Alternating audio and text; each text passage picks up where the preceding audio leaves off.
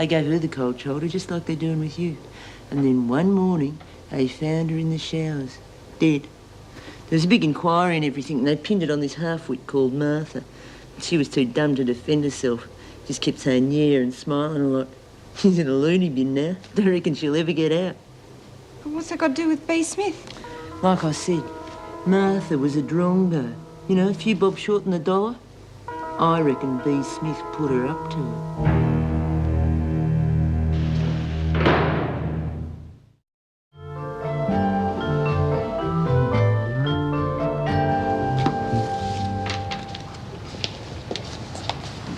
Sorry about this, ladies. It's not the first time they've let us down. Why don't you use someone else? We're going to. Anyway, hopefully it won't happen again. Sorry about the domestic duties, girls.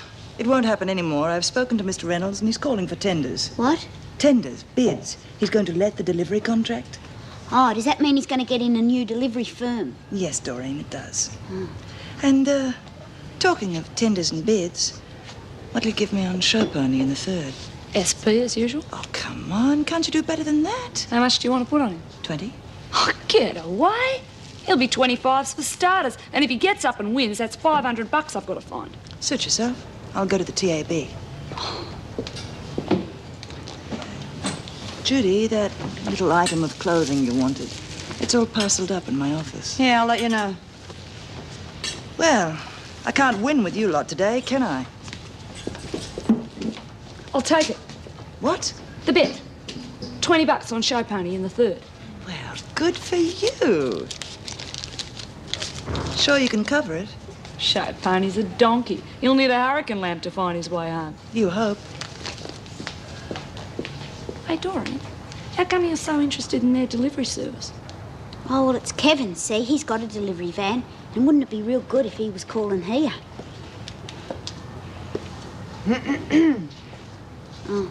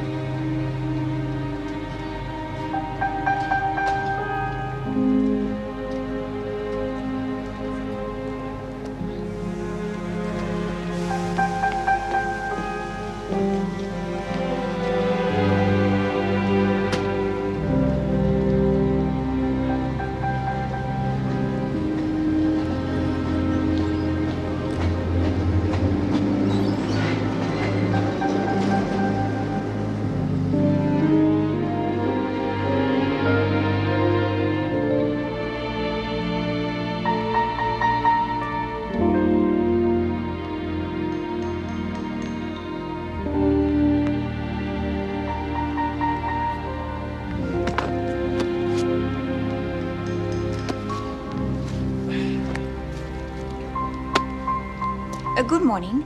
Erica Davidson here from Wentworth. Is Mr. Reynolds there, please?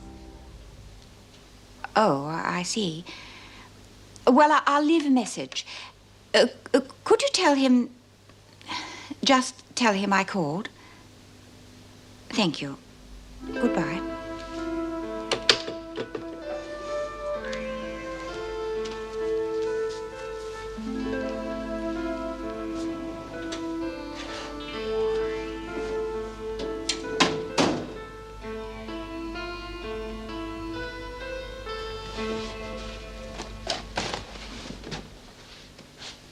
Just like it was when I left. Oh, what did you expect? You've only been gone a couple of months. I'll put this in your room. Can't tell you how delighted I was to hear about your remission. I was a good little boy, so they gave me a month off. A month on a 3-month sentence? That's maximum remission? You must have been a model prisoner. Get off it, Dad. Get off what? Look, they gave me a month of my sentence, okay, but not because they made me into a good little boy. I just wanted to get the hell out of there, and keeping my nose clean was the quickest and simplest way of doing it. That's all. Yeah, all right. So, what now? So I don't know what now. I don't even know whether the last 2 months have been good for me or not. I do know, though, that I don't want things to go back to the way they were. Neither do I. Yeah, well, look, the first thing you can do about that is to not hassle me about what I'm going to do next. Okay, no hassling. Good. Look, I want to go out for a while. I don't like being cooped up inside for too long. Yeah, I don't want this to sound as though I am hassling, but it would help if you could give me an idea where you're going. You're still on parole, you know? Yeah, I know. I thought I'd go and see Sally. Fine. Well, how is she, by the way? I don't know. I haven't heard from her since I went inside. Oh. Well, do you want me to drive you? No, it's all right. Look, I'd rather walk. Sure. See you later.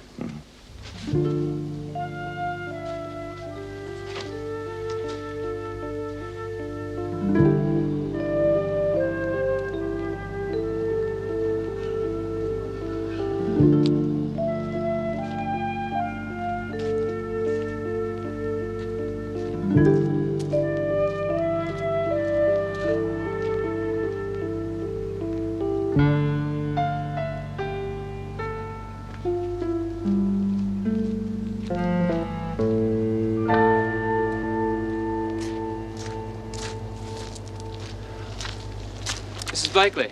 Yes. Oh, Tony. Tony Reed, I thought you were I got out this morning, Mrs. Blakely. Oh, well, that is good news. Well, how have you been then? Fine. And you? Oh, good. Real good. Mrs. Tony, Blakely, what I really think came I know to... what.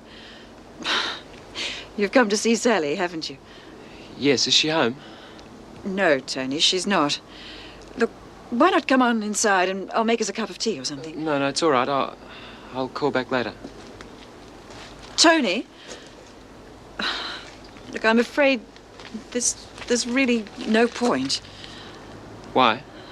Well, I don't know how to tell you this, but I know you're very fond of Sally, and it's more than just friendship, isn't it? Yes.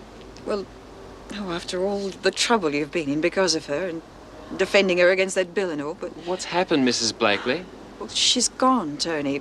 Sydney. She didn't even write you. Well, the last I heard, she was living in the Cross with him.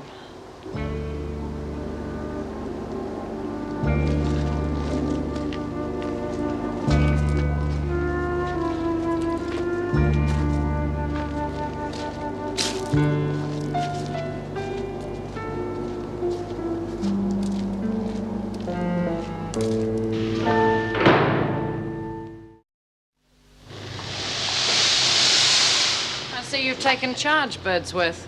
Well, somebody has to crack the whip, otherwise we'll be here all night. I don't care how you do it, as long as it gets done. And I've brought a couple of extra hands for you. Perhaps you'd like to give them your instructions. You can tell that one to sort the dirty linen out over there. It's all right, Miss Bennett, I heard. What about me?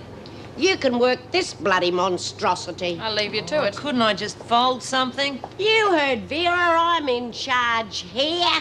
Now get up Never there. said you was in charge. And she never said I wasn't. And there'll be no smoking in my laundry.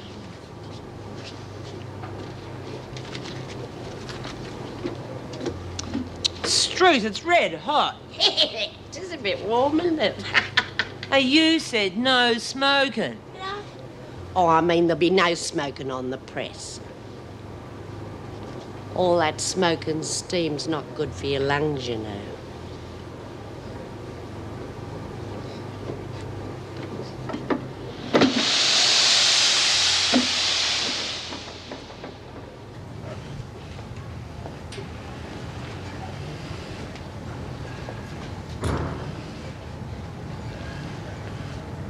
I wish they'd give us something to do or else send us back. This place is giving me the creeps. We can't do much until that delivery comes through. Judy? What do you reckon Kevin's chances are of getting that new delivery contract? He'd romp it in. Eh? You're calling for tenders, right? Yeah. And you work here. Yeah, but... Oh, I couldn't do that. Well, you want him to get the job, don't you? Yeah, of course I do. Well, then stop bellyaching. Do something about it. All you gotta do, Don, is you just gotta find out what the lowest bid is. Get Kevin to undercut them. Now, that won't be the first time it's done, and it won't be the last either. Won't, huh? Haven't you ever heard of industrial espionage? Yeah, okay, but what do I do about it? Well, why don't you get Kay to help you? You know, give her a sad story about being a newlywed. What are you